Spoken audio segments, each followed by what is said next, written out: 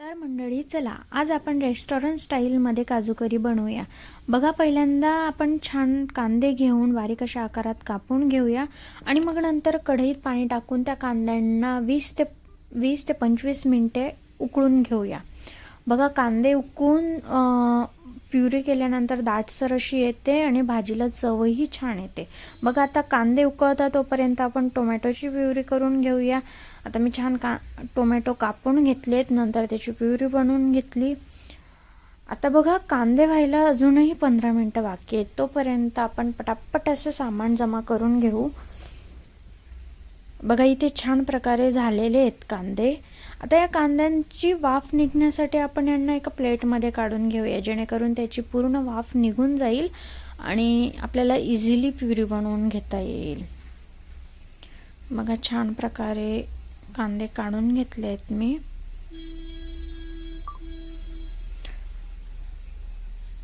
नंतर त्याची मिक्सरमधून दाटसर अशी प्युरी तयार करून घेतली, ज्यात थोडे लसूण घातलेले आहेत आणि अद्रक देखील टाकलेला आहे। बघा आता कढई घेऊया, कढईत 2 चमचे तेल घालूयात।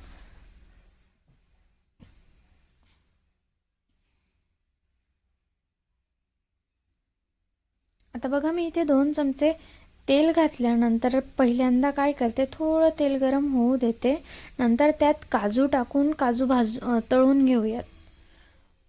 काजू तळताना ते जास्त करपणार नाही, त्याची काळजी घ्या।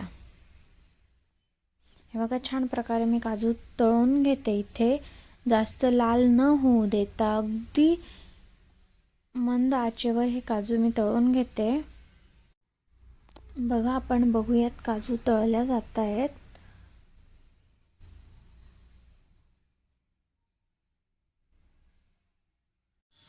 हे बघा काजूंना छान लालसर रंग येतोय।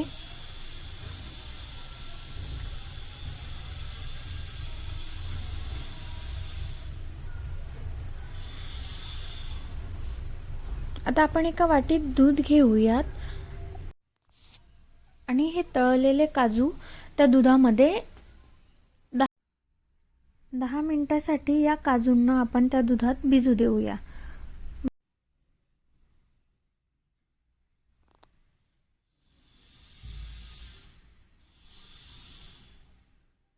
काजू भिजवल्यानंतर आपण कढईत पहिल्यांदा टाकूया कांद्यांची प्युरी।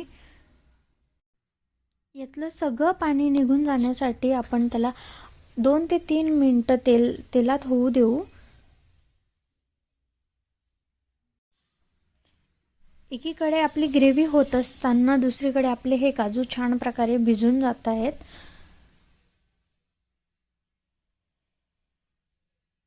बघा यातलं सगळं पाणी शोषलं गेलेलं आहे, सगळं पाणी निघून गेलेलं आहे।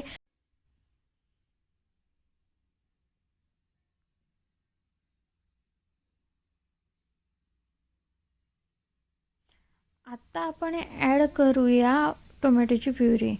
बघा ही प्युरी ॲड केल्यानंतर पुन्हा आपल्याला या मिश्रणाला एकजीव करून पुन्हा त्याला 5 मिनिटं होऊ द्यायचं गॅसवर।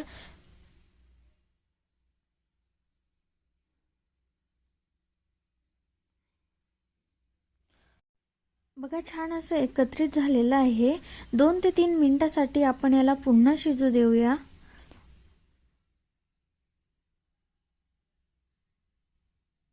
बघा मसाला छान तयार झालेला आहे।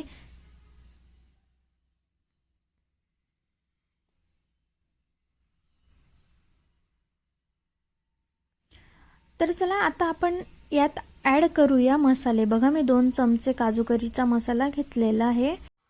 इथे मी जो काजू करीचा मसाला वापरलेला आहे तो सुहाणा काजू करी मसाला आहे।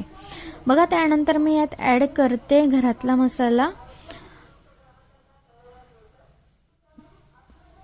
नंतर 1 चमचा धना पावडर ॲड करते, अर्धा चमचा हळद ॲड करते आणि नंतर पुन्हा अर्धा चमचा गरम मसाला टाकते।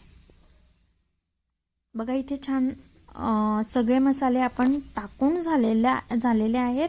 आता आपण त्यांना छान प्रकारे एकत्र करून घेऊया आणि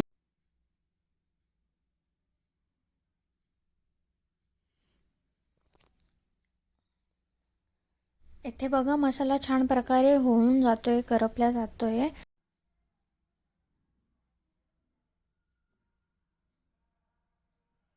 बघा हा मसाला छान प्रकारे होऊन जायला हवा म्हणून मी त्याच्यावर 2 मिनिटं झाकण ठेवते.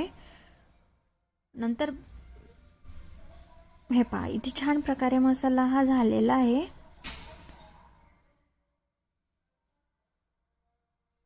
आता आपण यात थोडं प्रमाणात पाणी ॲड करू, जेणेकरून तो खाली चटकणार नाही.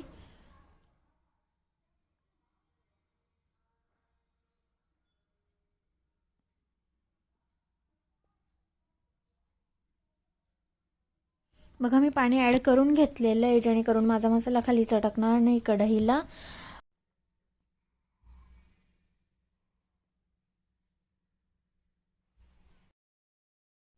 पुन्हा बघा मी पुन्हा 2 मिनिटासाठी झाकण ठेवते, जेणेकरून आपली जी ग्रेव्ही आहे भाजीची ती अतिशय छान प्रकारे आणि चवदार यायला हवी. हे बघा छान अशी ग्रेव्ही झालेली आहे आणि रंगसुद्धा छान आलेला आहे तिला.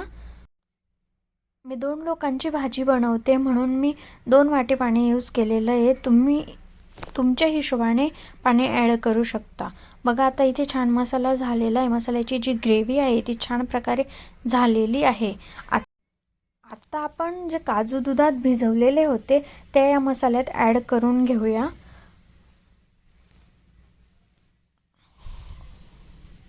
बघा मी इथे दुधासहित काजू ॲड करून घेते.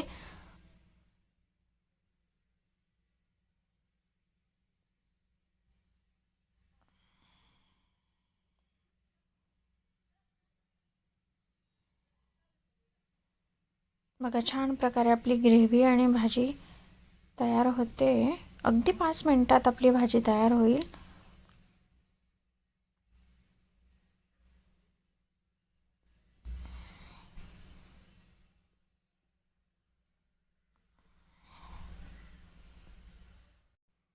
बघा छान प्रकारे मिक्स झालेलं आहे.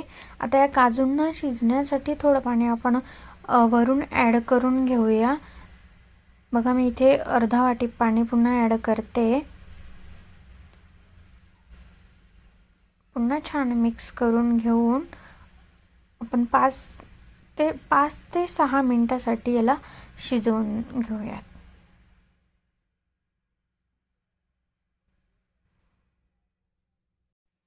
मिठामुळे भाजी लवकर शिजत नाही, म्हणून आपण सरते शेवटी मीठ घालूया. बघा मी इथे 2 चमचे मीठ टाकते.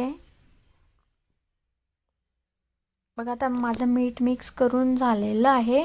आता ग्रेव्ही छान होऊन जाण्यासाठी आणि भाजी पण छान होऊन जाण्यासाठी आपण पुन्हा त्याला थोडं 5-1 मिनिटं शिजून घेऊया. बघा छान प्रकारे भाजी शिजलेली आहे. ग्रेव्ही बघूनच तोंडाला पाणी येतंय ना. बघा किती छान शिजलेली आहे इथे भाजी. अगदी रेस्टॉरंट स्टाईलमध्ये तयार झालेली आहे.